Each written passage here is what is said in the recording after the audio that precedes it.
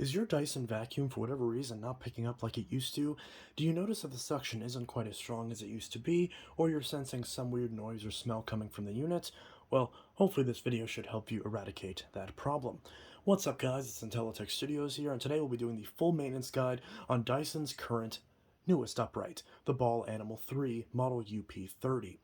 We're going to show you how to clean out the brush roller, how to extract a clog from relatively or reasonably anywhere in the machine, to show you how to clean out the bin and access the filters, and pretty much, well, that's it. That's pretty much all you should need as far as maintenance guide, and we'll get right into it. So, first off, the most obvious thing and the first thing you'll need to do right after you buy the Dyson and use it for a few days or weeks, depending on your household, is empty the bin. So, to do this, right up here at the top of the machine, there is a red button right here on the top of the carrying handle. Push that, and the entire bin and Cyclone assembly releases itself from the unit. In order to empty this dirt container, you simply press the same button again above your trash can. And ideally do it in this direction while holding this handle upwards, as that pressure will help the actual bin flap open. If you don't do this, sometimes this button will simply stretch and not allow the actual bin to open, since this part right here moves. So keep that in mind. You're going to want to hold this and hold this handle. I usually like to put my thumb on the top of the Cyclone here to grip it completely shut, and then as you push this button, the bottom flap will open. Just like that. Shake it a good amount to get all the dirt out of the bin, and make sure to empty it prior to the dirt reaching the max line. You don't want the dirt to cover this little screen right here on the inside, because this is how the machine gets air in. A lot of people erroneously think that the bin is full when it gets all the way up to the top. That is simply not accurate. The bin is full when it reaches this max fill line, and when you have any amount of dirt covering this little shroud piece right here, you want to empty the bin. Otherwise, you will lose suction and suck a lot of dirt through the filters and potentially into the motor. Now, if you want to get a better access to the actual Cyclone assembly, whenever you open the bin, it will release, or it will reveal this gray button right here. Push this button, pull it out, and give the bin a little bit of a twist. That allows the bin to pop off completely. And if you want to wash this in cold water, you can in fact do that. You can also spray it down with some soap, dishwashing liquid, detergent, degreaser, whatever you want to, and that'll allow you to get all the dirt out of these cracks and crevices, which otherwise are very difficult to get to. And you can wash this in your shower or in your bathtub. Nothing wrong with that. You can even remove these gaskets if you want to get a more refined clean, but it's generally not necessary. Right here is your Cyclone. You want to make sure there is no debris on this shroud. If there is, take a damp cloth and just wipe it all over the shroud, so that way you can free any dust from these actual little tiny holes right here, because as long as these are clear, you won't have too many issues with suction coming out of this. Now, there's many ways that you can clean off this shroud, but the easiest way is to just get a disinfecting wipe and just simply scrub it down. So these disinfecting wipes have barely any moisture to it, so it's not going to leave any liquid inside the device. And just wipe this down all the way around. I'm going to point this at the floor so you can see exactly what I'm doing. We're just going to wipe it the rest of the way. Just kind of spin it around and wipe it all down. While we're up here, there's this little black gasket right here. I recommend wiping this down because a lot of dust can get on here, and you want that to be nice and clean. Just like that. Now you can wipe down this section right here where some dust may reside, but it's not usually necessary. However, whenever you empty the bin, it's important to tap this out so that way you can get any dust out that's inside the Cyclone discharge chamber. Now, one easy way you can do that is before you empty the bin, just take it, slam it on the ground a few times, and any dust that's lodged on the inside of this will come out. As long as you do that every time you empty the bin, then you shouldn't have too many issues with dust getting stuck in the Cyclone. It will happen over time because of the design of these Dysons. Dust will eventually build up in the Cyclone, but hopefully if you actually tap this out every time you empty it, and you empty it before it reaches the max fill line, then it should never build up to the point where it actively needs to be cleaned to restore suction. So as long as you do that, you shouldn't have too many problems. While we're here, and you don't have to have the bin on for this part, so I'm going to put this back on to show this part. So when you're putting this back on, you're going to want to line up this little groove right here, this button with this hole, and you're going to line up the front as well. So I'll usually line up the front first. There's a little tab right there that it sits in, and then the back just clips right into place. In fact, it just did that without even me needing to put any pressure on it. And then we can close up the bottom. You want to make sure this tab gets onto the, or this little notch gets into this little tab here, so that way it's locked into place. Now, one problem with these Dysons is dust will often let itself sit on the seals, as it usually gets there as a result of you emptying the bin. So one thing I recommend is wipe down the outside of the bin with a damp cloth every time you empty the bin, because that will prevent dust from building up, and run it along the seals, because that'll also make sure that any dust that's left over gets soaked up before it gets kicked back into your air. So just do that. Wipe down the bottom of it as well. And you can also wipe down the top if you so choose. But again, as long as you're doing all these steps, it shouldn't be necessary. So next thing we're going to do is check the pre-motor filter. Now this Dyson has 2 filters. And Dysons have had filters in this exact same spot for the last decade now, since the release of the DC41. So if you have a DC41, DC65, Ball Animal, Animal 2, or Animal 3, this process is identical. It's not the same on the Kinetic, but on these particular units, it's the same. There's a little tab right here that you can simply pull, and it will click out of the way, and you can hinge this part back. Right here is your pre-motor filter. Just yank it out, and you're good to go. Now, the inside of this will be white by default. Once you get discoloration in here, you're going to want to wash this. Dyson recommends washing this every month. And if you have a lot of pets, or if you have a lot of dust in your home, then that definitely is something to pay attention to. But if you don't have as many problems with keeping your vacuum clean and maintained, then you could get away with washing this every 3 or potentially even 6 months. But better safe than sorry, check this at least every month, or I recommend just checking it every time you empty the bin. Because when you're emptying the bin, you already have the bin off, you're already messing with it, you might as well pop this open and check your filter. When the inside of this stops being white and it gets to be discolored, you want to wash this. You're going to want to wash this in warm water with any mild detergent that you want, whether it be dish detergent or laundry detergent or even degreaser, which is what I recommend. Just simply wash this out. Make sure you're washing into the filter, because that's where the dust goes, and make sure you're washing the outside and squeezing it upside down so everything that's in here can drain out. Wring it out, and make sure to let it dry after wringing out all the water for at least 48 hours. Make sure it's just as dry as when you put it back in as when you took it out. Then once it's completely dry, you can drop it right back in the top, slap it down, and close it up. Just like that. And then finally, once you're done with all that, you can put it back on the machine. Now, while we're here, we're going to discuss a couple other little sections. First off, this gasket right here is where the dirt enters the bin. Sometimes, whenever you pull the bin off the machine, dust will accumulate on this gasket, because when you use the swivel neck and the ball, this gasket can sometimes break connection from the bin, which allows a little bit of dust to escape. So I recommend whenever you empty the bin, just wipe this down with the same cloth you used earlier. It doesn't have to be rocket surgery. And there you go. Now the gasket's nice and clean. I also recommend doing the same thing with this seal right down here, which seals up the bin. Same story, just give it a quick wipe. I also recommend wiping this back piece right here, because it can sometimes get a little bit dusty. Now right here, this may be a little bit hard to see, but right here is an airway inspection point. Since this is a pretty decent curve right here that the dirt has to go through, stuff can get clogged in here.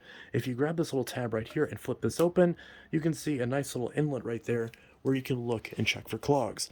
So if you're experiencing a blockage in your machine, then you can check both this side by sticking your finger up in this tube, or down here and seeing if there's anything stuck down there. On my unit there isn't, but this will be the intake for both the hose and the cleaner head. Now it's worth noting that there's a changeover valve in here. So when you have it upright like this hose is pointing to where the main hose is that's on the back of the machine. Whereas if you have this reclined in the vacuuming position, now this inlet that I just mentioned goes down to the floor head. So that's a bit of a difference there. So be sure to pay attention to where your clog is coming from, and that can tell you where exactly you need to look. Because generally your clog will come from either 2 sections, either the hose or the cleaner head, or potentially somewhere outside of both, which would mainly just be this tube. Once you're done with that, and also if you want to, you can clean this. It's not super necessary, but you can, so I might as well. Flip that back down, make sure it's pushed all the way down, and there we go. It's not going to have any sort of positive click. It's just going to kind of push down into place. Sometimes it feels like it doesn't go on all the way. See, mine kind of moves a little bit, but when you turn it on, the suction will clamp it down.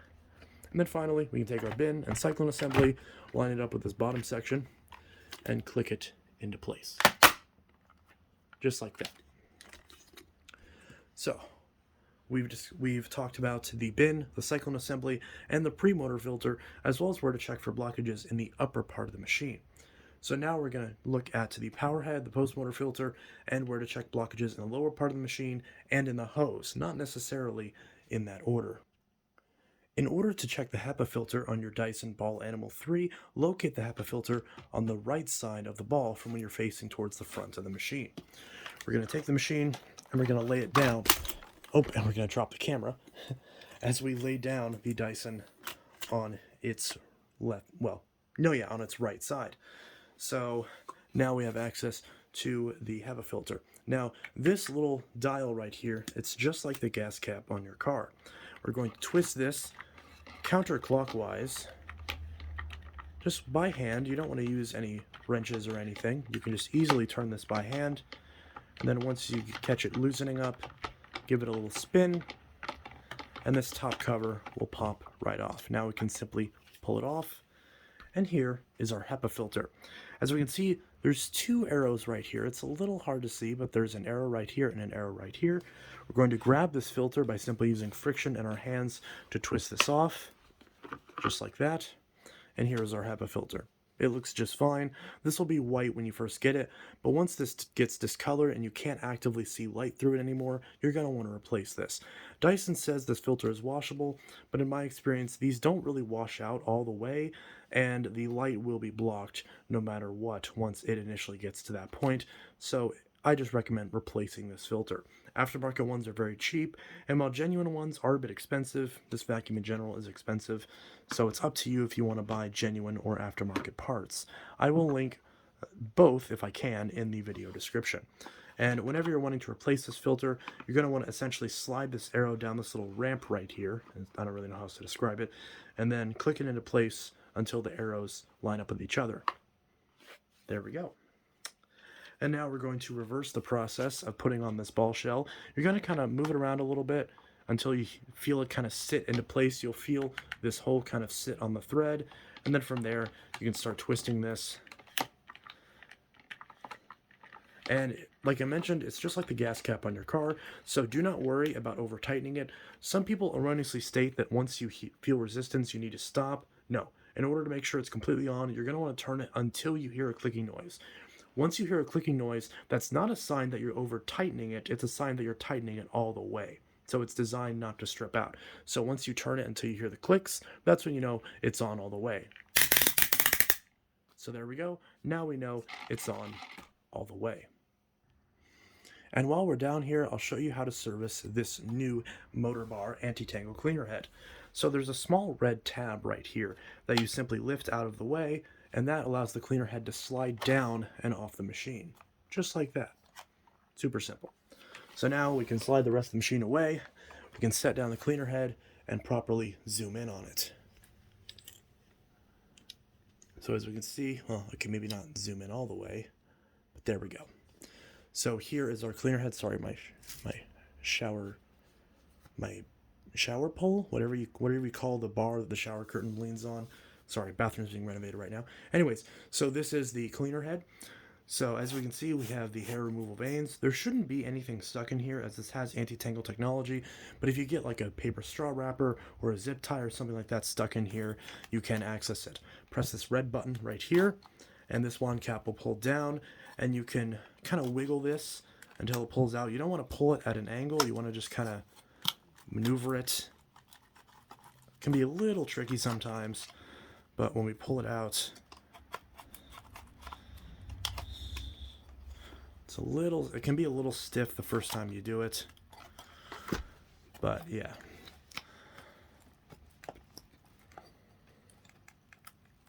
Actually, not sure why this is being really difficult.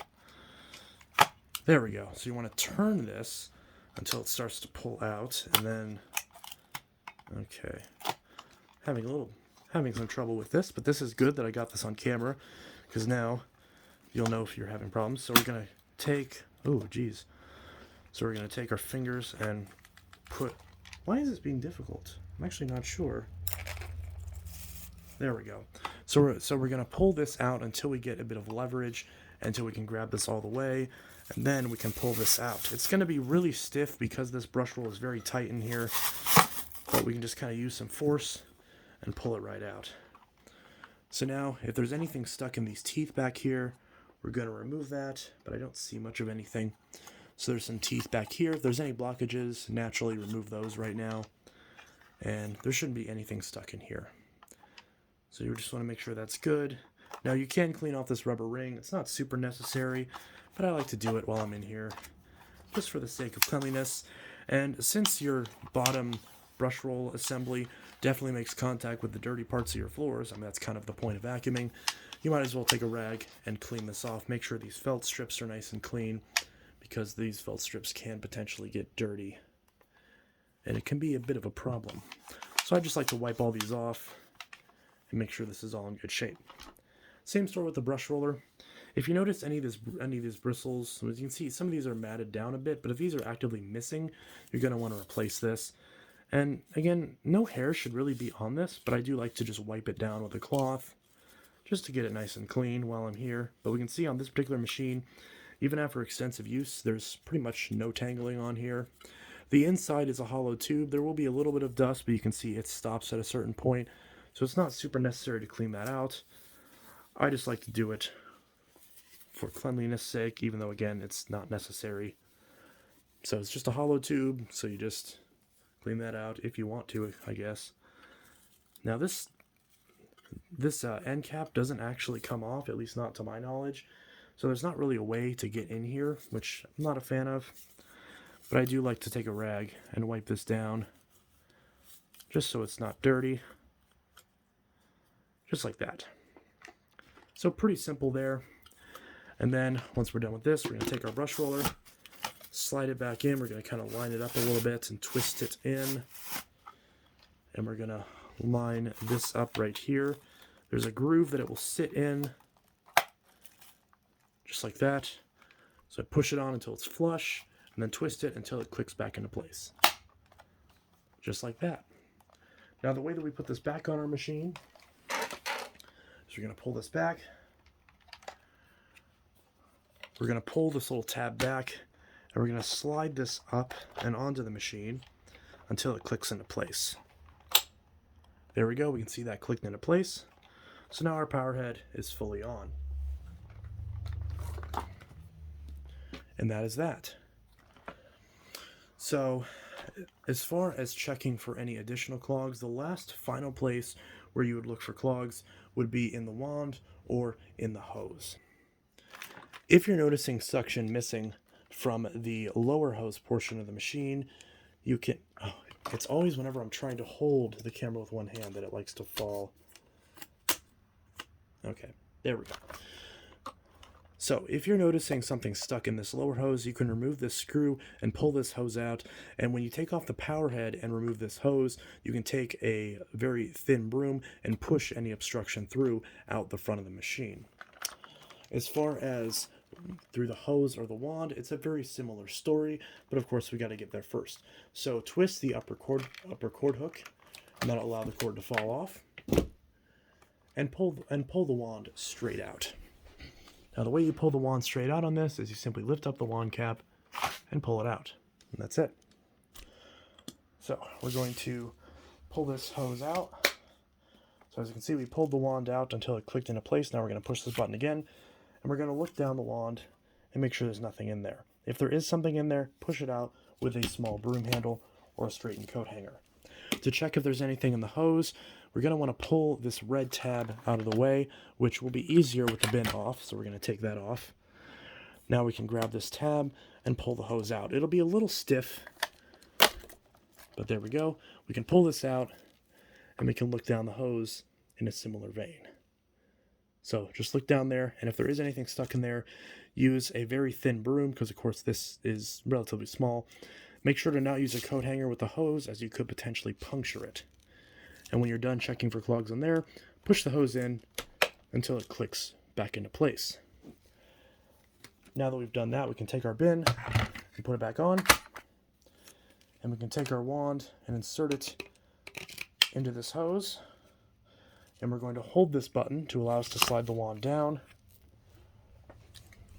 and now we can push it down into the top, flip down the wand cap, and we're good. So that's pretty much it. That is how you do complete maintenance. That's how you do complete maintenance. Wow, that's definitely not how you do complete grammar. But that is how you properly maintain your Dyson Ball Animal 3. So if your Dyson Ball Animal 3 has lost suction, needs its filters clean, or you need to figure out how to access the Brushroll to get out something that's stuck in it, then hopefully this tutorial has helped you. If there's anything I missed, be sure to drop a question in the comments below, and I will happily answer to the best of my abilities. Anyways, this is Intellitech Studios signing out. I'll see you guys in the next video, and I hope you all have a good one. Peace. And if you found this video helpful, be sure to share it with other Dyson Ball Animal 3 owners so that we can help them out as well, and make sure that everybody's Dyson can stay up and running for as long as possible.